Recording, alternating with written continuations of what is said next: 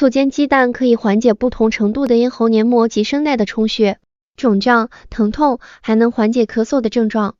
拿一个鸡蛋打在碗里，搅拌均匀后，米醋半勺放入炒锅，用文火烧开之后，将鸡蛋放入煎炒。